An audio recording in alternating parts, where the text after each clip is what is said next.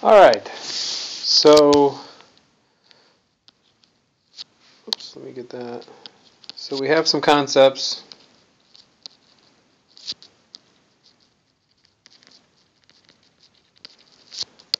Now what? Well, now we need to evaluate them, right? This is really difficult because these are, well, they're incomplete designs, right? How are you supposed to tell me, for example, which of these designs is best when you don't even know what the dimensions of it are, really, what material it's made out of, really, all these other things. So, well, we can't give, because of this, we can't give numbers to a design like we were hoping for, right? Like, we'd love to just give numbers to these engineering functions, engineering requirements, and then plug it right in. And if you work for a very large company that has a lot of engineering manpower, you might just do that. So you have these conceptual designs. You might just say, all right, we're going to draw this up, do finite element analysis, and then just figure this out. But right now we can't do that, right? We don't have the resources to flesh out these designs and analyze them and figure out all these numbers. So we can't give numbers to these designs, but oftentimes we can rank or we can tell the relative distance, relative position, we'll say.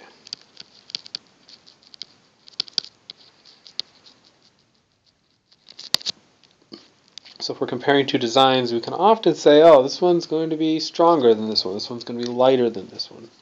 So, incidentally, this is also a very good way to make difficult life choices like picking apartments.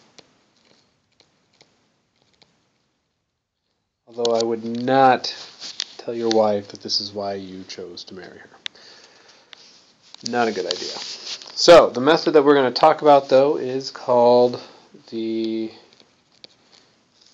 Pew, if I can spell it right, Pew Decision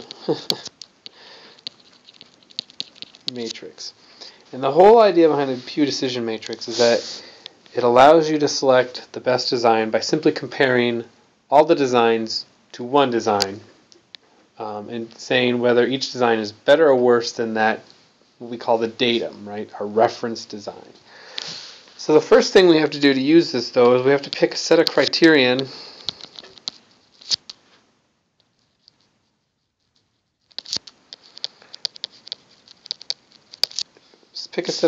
that we're going to use to compare all these different designs. We can get this from the House of Quality, right? House of Quality has a whole list of engineering criterions that we can use to compare different designs. A couple things to keep in mind, though. One, remember to use important criterion, and also criterion that important criterion that will differentiate the designs. Right? So if all of your concepts are going to be have basically the same ranking for a criterion, it's a bad criterion because it doesn't help you differentiate between your designs, right? Okay, and we're going to take these and we're going to list them as rows.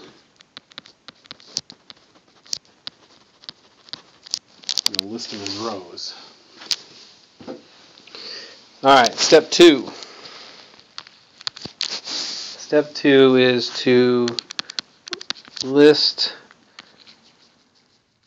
design concepts as rows. Oops, not rows. Columns. Okay, so going across we have our criterion, going down we have our design concepts, and it's a good idea at this stage to kind of, as a group, meet and discuss and clarify your various designs, right? Make sure that as a group you all agree on what a design is composed of, right? That way you're not in the middle of ranking these things. One person who really loves this design is not going, no, wait. Did I say this? I really meant this. No. Let's make sure we're all clear on what the various designs are. So it goes much smoother when you evaluate. All right. 3, we need to pick a datum concept, right? Now this is generally one of the better, what you think initially is one of the better concepts. Or, if this works, you can pick a, what's a good way to say this?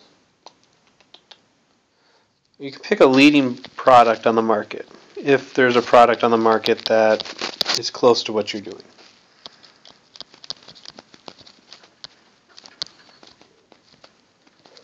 Right? Alright, so once you've done this, you're going to complete all the different ratings, right? So for each design concept, you're going to tell me, is it better or worse or the same as your datum? Alright, so complete ratings. And then you're going to sum, for the betters, we're going to put a plus. So we're going to sum all the plus. So every time we say a design is better than our datum, we'll put a plus there. We're going to sum all those up. We're also going to sum all the minuses. So anytime a design is worse, we're going to put a minus. We're going to sum all those up. Great. And then number 5, we're going to evaluate the concepts.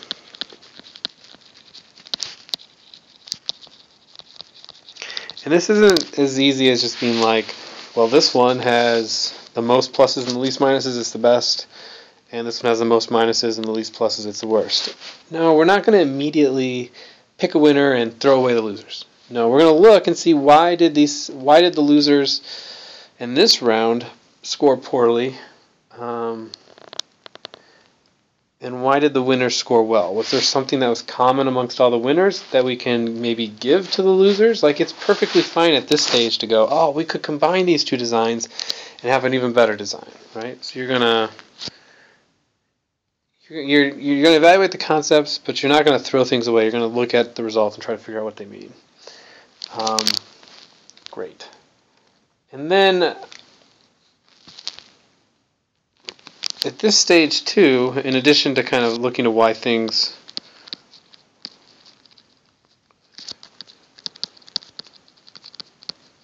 win or lose, at this stage you're also going to want to evaluate your criterion.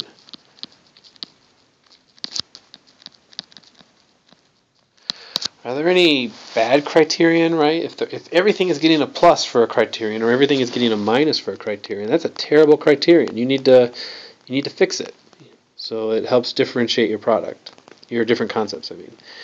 So, evaluate all your criterion. Some of them are going to be good. Maybe you can improve them somehow by making them more specific. And then finally, 6, you're going to repeat this, but you're going to eliminate the lowest concepts, and you're going to make the winner your datum, your reference design. Okay, and you're going to redo this. All right, so it's actually it's a very simple process, right? So let's practice this here. So I've made a Pew matrix. See here where I have different snack options. So here I have cake, apples, carrots, awesomely drawn, and Pringles chips. Okay? So we're evaluating today the ability of these things as snack items using Pringles chips as our datum. Okay? So let's do this. Cake, is it sweeter than a Pringles chip? Yes. Apple, sweeter? Yes. Carrot? No. Not unless you bake it into carrot cake and then it's just cake. Edible? Sure. Well, I would say... Whoa, that's a big eraser. Let's make that smaller. I would say that cake is about the same edibility as Pringles. A carrot or apple, about the same. Carrot, minus. Vitamins, same. Plus. Easy. A cake you have to bake. Yeah, I'm going to put a minus there. And then a same and a minus, because I'll never eat carrots by themselves. I have to get something else. Portable. Cake gets a minus. Apple gets a plus. Apples are very portable. You don't need a chip container, whatever. Carrots, we'll give it a plus. Awesome. So now what do? Now we sum up all of our pluses and our minuses. So our cake got 1 plus. Oops, we don't put a plus there, do we? We put a 1 plus, and it has 2 minuses. Apple has 3 pluses, 0 minuses. Gotta love apples. And this has 2 pluses and 3 minuses. Awesome. So now what we're going to do is look and see, do we have any clear winners or losers? Well, clearly we have an apple that's a winner, right? 3 pluses, 0 minuses. That's awesome. Cake and carrots are, carrots has more pluses, but it also has more minuses. So I don't know if we can throw either one of those out yet. Okay, so we're not going to throw anything out, but we're going to redo this with, this is out. We're going to use this as our datum.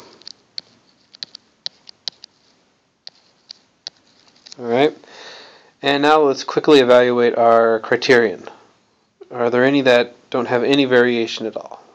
This one's good. That one's alright. Okay, so all of our datum are okay. So let's redo this now with apple as our datum. Is cake sweeter than apple? Yes. Is an apple sweeter than is carrot sweeter than apple? No. Is cake more edible than an apple? I'm going to have to say yes. Carrot? No. Does a carrot have more vitamins than an apple? Yes. Cake? No. Easy? No. Ugh. No. Portable? No. No. Right. So now if we sum these up, what do we get? We get 1 plus, 4 minuses, 2 pluses, 3 minuses, right? So on the whole, our apple still wins as a good snack. Wow, I feel like this is a PSA for public broadcasting system or something. But our apple is a good snack, right? We figured that out. Now we need to look and see if we can learn anything from these results.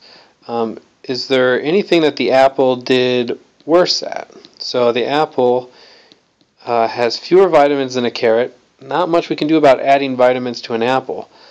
But it was less sweet than a cake. So one thing we could do maybe is take along some cinnamon and sugar to dip our apple in. Awesome. Now we've improved our design. So that in a nutshell is how you use a Pew Decision Matrix to pick your lead design and probably your second design. So here our lead design would be our apple, and our secondary design, number 1, would be our cake. And then from here on out we move forward and start embodiment design and those other things too. Now in real life, I say in real life a lot, this is real life, but when you're working for a big company, a lot of times this concept evaluation can get very elaborate. There's a lot of money tied up here, right? So they want to make very sure that they don't miss anything.